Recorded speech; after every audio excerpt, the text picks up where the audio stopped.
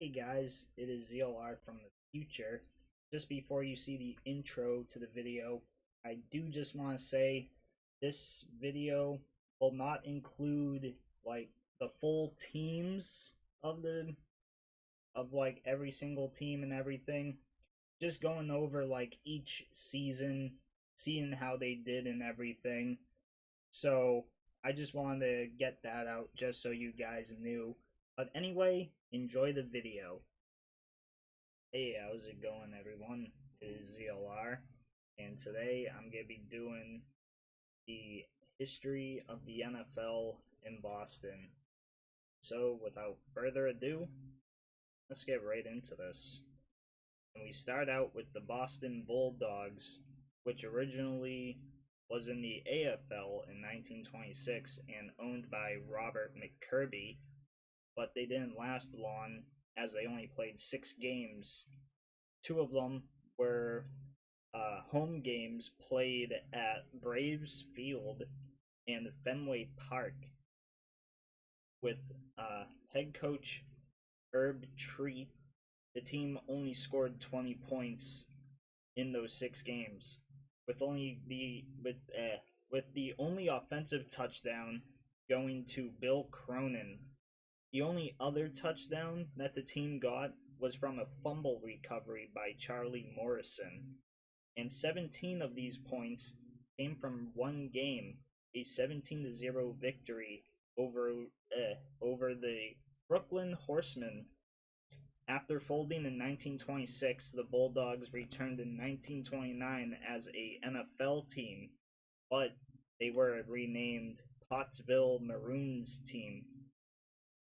That team moved from Pottsville, Pennsylvania in 1929 to become the second version of the Bulldogs. Dick Rock returned as the head coach as he was with the Maroons, and six veteran Maroon players also made the move over to the new team. This team did have a 2-game swan song in their old stomping grounds at Braves Field, beating the Buffalo Bison and Orange Tornadoes only 2 days apart.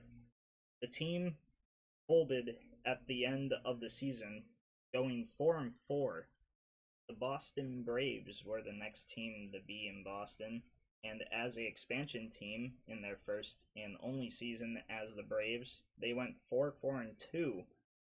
After that season, the Braves became the Redskins, which are now the Washington Commanders, and the coach from the Braves was tossed aside for Lone Star Dietz, also known as William Henry Dietz. The first season as the Redskins ended with a 5-5-2 record and were third in the Eastern Division. The second season ended with a 6-6 record. The third season was their worst at 2-8-1, but then their fourth and final season for the Redskins in Boston, they went 7-5 and made the championship game, but they would lose to the Packers 21-6. After this season, the Redskins left to go to Washington in 1937, and Boston would not see another football team until the 1940s.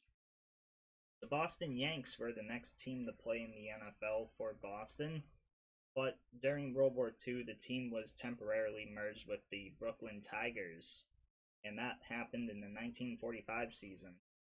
The first season for the Yanks in 1944 didn't go too well, only getting a 2-8 record. The merged Yanks and Tigers didn't do too much better, going 3-6-1 in 1945. The last season for coach Herb Kopf ended with a 2-8-1 record in 1946. He was replaced by Clipper Smith in 1947, and the Yanks' best record came in Clipper Smith's first year as the coach, going 4-7-1. In 1948, their final year, they went 3-9. The Yanks were the only defunct team in the NFL to ever get the number 1 pick in the draft, and not only that, they got it twice. once in 1944 and then in 1946. They picked QBs Angelo Bertelli and Frank Dantzwitz from Notre Dame. The final team to be in Boston is the Boston/New England Patriots, founded in 1959 but played in their first season in 1960. And that first season saw the Patriots go 5-9 and play their home games at Boston University Field. The next two seasons, 1961 and 1962, saw the team go 9-4-1. 1963 saw the Patriots go 7-6-1 and make the championship game, only to lose 51-10 against the San Diego Chargers. 1964 saw the Patriots go 10-3-1. Mike Holovac was the head coach from 1961 to 1968, and head coach Lou Saban coached the team in 1960 to 1961. The Patriots went into a few down years after the 64 season, with the only notable season being in 1966 when they went 8-4-2. After the 1968 season, the Patriots went through some coaching changes and even a name change in 1971 to become the New England Patriots, eventually landing on Chuck Fairbanks, who lasted 5 years with the Patriots. His most notable season saw the Patriots go 11-3 in 1976 and reach the divisional round, losing to the eventual Super Bowl winners, the Oakland Raiders. 1924, not 1924, 24-21. Sorry about that mistake. The Patriots, after going 9-5 in 1977, the Pats won the division in 1978, going 11-5, but lost in the divisional round again, this time losing to the Oilers 31-14. This was also the last year Chuck Fairbanks was the head coach, with Ron Erhardt taking over in 1979. His first year went pretty good as the Pats went 9-7. His second was even better, leading the team to a 10-6 record in 1980. 1981 saw the Patriots struggle, only going 2-14.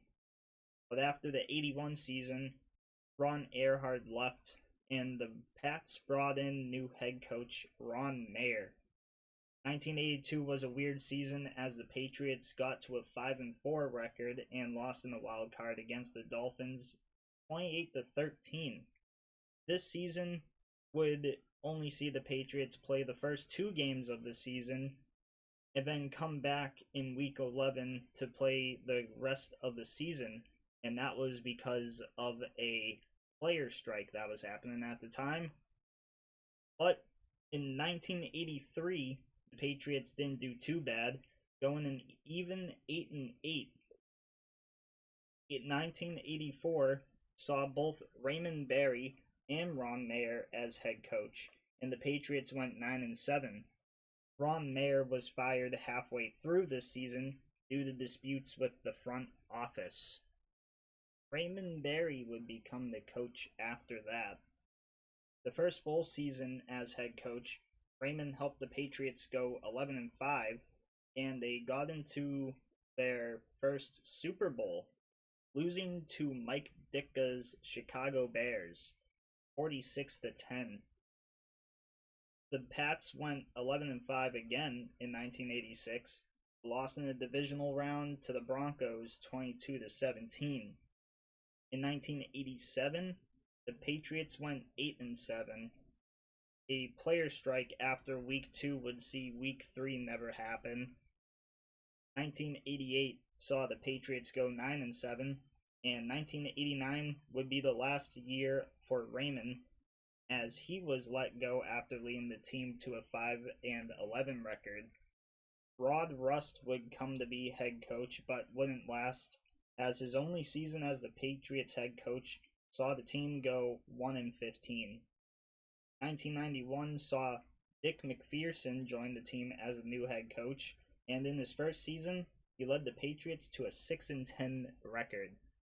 1992 would see the Patriots go 2-14, and McPherson was fired. Patriots Hall of Fame head coach Bill Parcells was next, and his first season saw the Patriots go 5-11. 1994 was a decent year for the Patriots, going 10-6, but lost in the wild card round to the OG Browns, which are now the Baltimore Ravens. 1995 was a regression year for the Patriots, going 6-10, and 1996 saw the Patriots go 11-5 and get into the Super Bowl again, only to lose 35-21 against the Green Bay Packers. Boston team sure loved to lose to the Packers in the championship game at that point. 1996 was also the last year of Bill Parcells. His replacement, legendary head coach Pete Carroll, who is now with the Raiders, came in after Bill Parcells was let go. His first season in 1997 saw the Patriots go 10-6, but lost in the divisional round to the Steelers in an awful game, 7-6. 1998 saw the Patriots go 9-7 and go back to the playoffs for the third year in a row, but lost in the wild card round 25-10 to the Jaguars. Pete Carroll's final season as head coach saw the Patriots go even 8-8, and 2000 saw Bill Belichick come in as head coach. And also in 2000, Tom Brady was selected in the 6th round of the draft, just 3 months before I was born. Bill's first season in 2000 wasn't great, only getting a 5-11 record with the team. But 2001 was the best Pats season yet, as they went 11-5 and won their first Super Bowl, beating the then St. Louis Rams 20-17, which I have a picture of, which is right behind my computer right now. This was also the first year of the Brady-Belichick era, as this was Tom Brady's first mostly full season as starter, because Drew Bledsoe was the starter at the start of the season, but 2 games in, he got injured pretty badly, and Tom Brady came in, never looked back, and took over the role as starter after that game. 2002 was pretty decent for the Patriots, as they went 9-7, but they missed the playoffs. 2002 was also the last year before 2022 to 2023 that had a divisional round that didn't include Peyton Manning, Ben Roethlisberger, Aaron Rodgers, who is the only quarterback in this list still in the NFL, and Tom Brady.